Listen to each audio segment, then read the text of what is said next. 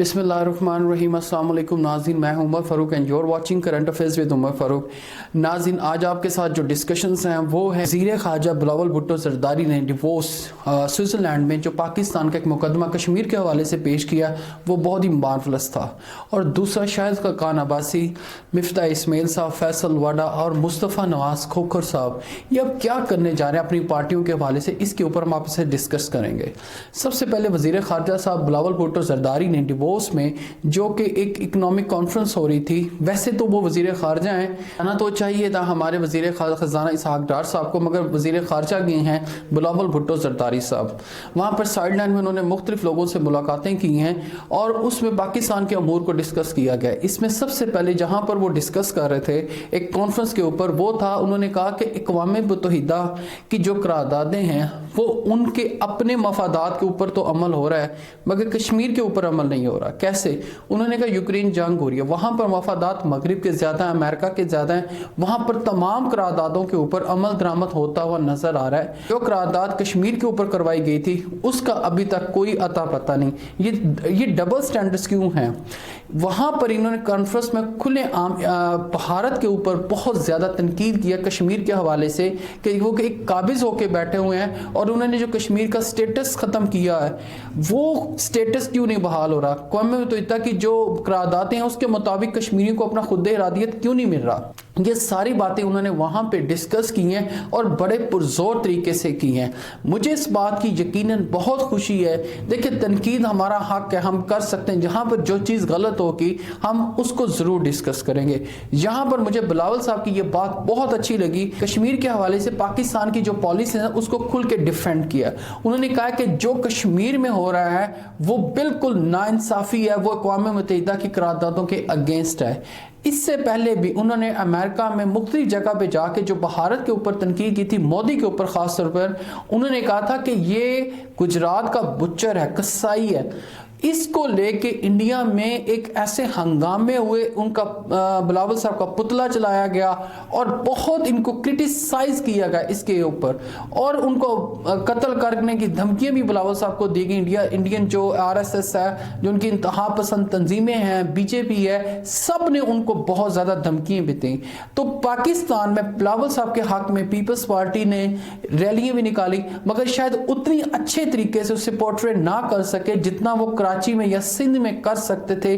बिलावल साहब की इस एफर्ट को हमारे मेन स्ट्रीम मीडिया के ऊपर भी कोई बहुत अच्छी बात इस हवाले से कि सरसी सी खबर दे दी गई थी, मगर वो बहुत अच्छा एक साइन था कि पाकिस्तान भारत के ऊपर या मोदी के ऊपर अपनी बात पे कायम है। जो उसने गुजरात में किया आज भी पाकिस्तान वही मौक़िफ़ रखे हुए है। इसी तरह ये जो जिनेवा डिवोर्स में कॉन्फ्रेंस हुई है उसमें भी बिलावल भुट्टो ज़रदारी साहब ने कश्मीरियों को पूरी तरह बैकअप किया है, पूरी तरह सपोर्ट किया है कि ये देखें, ये कश्मीरी हमारे भाई हैं और इनके साथ भारत सरियास और इनके साथ भारत बहुत बुरे तरीके से जुल्म कर रहा है।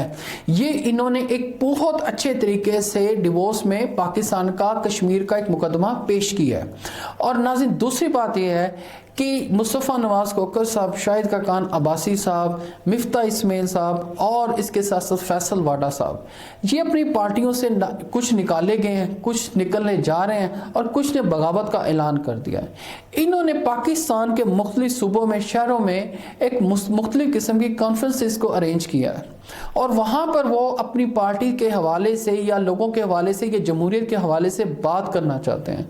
मुस्तफ़ा नवाज़ खोखर साहब उन यंगस्टर्स में से हैं जिन्होंने पीपल्स पार्टी को बहुत अच्छे तरीके से डिफेंड किया। बिलावल साहब खुद बहुत यंगस्टर हैं मगर इसके साथ साथ उन्होंने अपनी पीपल्स पार्टी में कोई यंगस्टर्स का खातिर खा इजाफा ना कर सके जैसे कि पीटीआई और उसके बाद नून लीग ने किया। बिलावल साहब के पास यंगस्टर्स की बहुत कमी थी। मुस्तफ़ा नवाज़ खोखर साहब मेरे ख्याल में वो आखिरी यंगस्टर थे जिन्होंने पीपल्स पार्टी छोड़ दी है।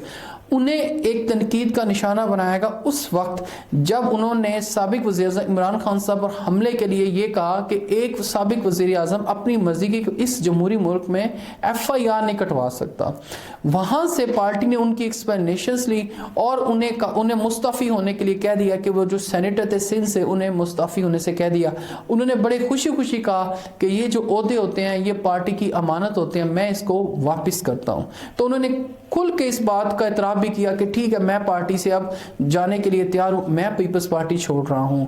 یہ کوئی اچھا سائن مجھے پیپلز پارٹی کے لیے لگا نہیں, کیونکہ ہی از ون آف دیٹ کہ جس نے پیپلز پارٹی کو فرنٹ لائن پہ ڈیفینڈ کیا. بلاول صاحب کے ترجمان بھی رہے مگر بہت اچھے طریقے سے انہوں نے ڈیفینڈ کیا. اس سے پیپلز پارٹی کو کافی دھچکا لگنے والا ہے, مگر کیونکہ پارٹیاں اپنے اندر جمہوریت کو, تنقید کو برداشت نہیں کرتی. Peoples Party one of the party جس سے ہم کہتے ہیں کہ جس کے جمہوریت تھی, جو اپنے اوپر کی گئی کرٹیسزم کو برداشت بھی کرتی تھی, مگر but not any more that. بہرحال انہوں نے ریزائن کر دیا. اس کے ساتھ فیصل واڈا صاحب کو پی ٹی آئی سے نکال دیا گیا. انہوں نے پارٹی پالیسیز کے اوپر تنقید کی, عمران خان صاحب کے اس دھرنے کے اوپر تنقید کی, ان سے ایکسپلینیشنز لے کے انہیں بھی نکال دیا گیا. اب باری آتی مفتاح اسماعیل صاحب کی. وہ ہمارے وزیر خزانہ صاحب تھے, اس اتحادی حکومت کے کام کیا, بہت اچھا کام کیا. انہیں لانے والے تھے شاہد خاقان عباسی صاحب. ہر پارٹیوں میں گروپ ہوتے ہیں مگر نون لیگ میں اب دراڑیں بہت واضح ہوتی نظر آ رہی ہیں. شاہد خاقان عباسی صاحب کیونکہ انتہائی سینئر سیاستدان ہیں نون لیگ کی طرف سے, ان کو اگر دیکھیں تو کافی کچھ پرابلمیٹک لگ رہا ہے. جو ہی یہ مفتاح اسماعیل صاحب کی پالیسیز کے اوپر کابینہ میں ایک جان بوجھ کے تنقید کروائی گئی اور انہیں تنقید کا نشانہ کافی حد تک بناتے بھی رہے یہ لوگ, انہوں نے اس کے بعد ریزائن کر دیا اور ان کی جگہ اسحاق ڈار صاحب کو لے آیا گیا. اس بات کے اوپر شاہد خاقان عباسی صاحب کافی نالاں تھے, پارٹی سے کافی ناراض تھے. اور اس سے زیادہ شاہد خاقان عباسی صاحب کی اگر ہم بات کریں, وہ اپنے آپ کو ایک سائیڈ لائن سمجھ رہے ہیں جب سے یہ حکومت آئی ہے, کیونکہ وہ پاکستان کے سابق وزیر اعظم رہ چکے تھے. انہیں یہ چھوٹے موٹے یہ جو وزارتیں تھیں وہ شاید سوٹ نہیں کرتی تھیں.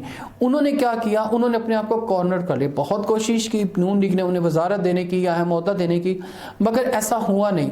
اب کیونکہ جب سے سلمان شہباز صاحب نے ایک ٹویٹ کے ذریعے وزراء خزانہ کے اوپر تنقید کی ہے اور کافی سخت لہجہ استعمال کیا ہے, جس کے اوپر شاہد خاقان عباسی صاحب نے رپلائی بھی کیا کہ یہ کوئی اچھی بات نہیں ہے, جو بات تھی وہ پارٹی کے اندر ہونی چاہیے تھی. اس لیے شاہد خاقان عباسی صاحب اپنے آپ کو بڑا الون فیل کرتے ہیں. اب بات یہاں پر آ کے زیادہ گڑبڑ ہوتی ہے جب شہباز شریف صاحب جو کہ پارٹی کے صدر ہیں, انہوں نے مریم نواز صاحبہ کو کیا کیا, چیف آرگنائزر پاکستان مسلم لیگ نون کا بنا دیا, اور نون لیگ کا جو چیف آرگنائزر ہوگا وہ سارے معاملات کو دیکھے گا. اور مریم صاحب نے اپنے بیٹے جنید صفدر صاحب کو سوشل میڈیا کا کوئی اسپیشل ارینجمنٹ کر کے دیا کہ یہ پارٹی سوشل میڈیا یہ چلائیں گے, کیونکہ پہلے مریم خود چلاتی تھی, لہٰذا اب ٹک ٹاک کی تقسیم وہ کریں گی. ایون دو کہ جو پارلیمانی بورڈ بنا ہے کے پی میں اور پنجاب میں, اس میں بھی شاہد خاقان عباسی صاحب کا نام میری نظر سے نہیں گزرا. تو شاہد خاقان عباسی صاحب اب بالکل ایسے لگ رہا ہے کہ اب پارٹی چھوڑتے ہیں یا کل چھوڑتے ہیں. ابھی کوئی اطلاع ایسی سٹرونگ ہے نہیں, مگر جو ذرائع بتاتے ہیں وہ یہ بتاتے ہیں کہ شاہد خاقان عباسی صاحب اب شاید اس پارٹی میں نہیں رہیں گے. اس لیے ان 4-5 لوگوں نے کیا کیا ہے, اپنی ایک ارینجمنٹس کر کے سیمینار اور کانفرنسز جمہوریت کے اوپر کروانے شروع کر دیے ہیں. اور ایسا لگتا ہے کہ یہ ایک نیا گروپ تشکیل ہوگا پاکستان کی سیاست میں, جو 15-20 لوگوں کے ساتھ مل کے ایم این ایز یا ایم پی اے کے الیکشنز لڑ سکتا ہے. شاہد خاقان عباسی صاحب اب نون لیگ کے لیے شاید وہ سروسز نہ دے پائیں, یا مصطفیٰ نواز کھوکھر صاحب بھی, مفتاح اسماعیل صاحب یا واڈا صاحب جو کہ یہ اپنی پارٹی کے لیے پہلے دیتے رہے. شاہد خاقان عباسی صاحب پارٹی کا بہت بڑا فیمس پلر سمجھے جاتے تھے, مگر آج ان کے ساتھ جو ہو رہا ہے وہ سارے دیکھ رہے ہیں. خواجہ سعد رفیق صاحب وہ بہت ناراض ہیں, وہ بھی جو خواجہ رفیق کانفرنس تھی اس میں بھی وہ جمہوریت اور اپنی پارٹی کے اوپر کافی تنقید کرتے رہے کہ یہ جو لوگ پیراشوٹر آ جاتے ہیں اور بعد میں یہ پارٹی کو ہائی جیک کر لیتے ہیں, اس سے ہمیں بہت زیادہ کیئرفل ہونا پڑے گا. اب ہوگا کیا, مریم صاحبہ آ رہی ہیں 27 جنوری کو جو کہ ٹینٹیو سی ڈیٹ ہے, وہ آ کے ان سارے معاملات کو دیکھیں گی. ہو سکتا ہے وہ شاہد خاقان عباسی صاحب کو, حالانکہ وہ ہیں ان کے فیورٹ ہیں, مریم صاحبہ کے گروپ کے فیورٹ ہیں, مگر جب وہ آئیں گی تو پتہ چلے گا کہ وہ شاہد خاقان عباسی صاحب کو کس حد تک پارٹی میں بہتر عہدہ دینے کے لیے راضی کر سکتی ہیں. بظاہر یہ نظر آتا ہے کہ نون لیگ میں خاصی بڑی درار ہے جس کو عمران خان صاحب یوز کر سکتے ہیں. ایسا جو لوگ ہیں وہ پی ٹی اے میں شمولیت اختیار کرنے جا رہے ہیں.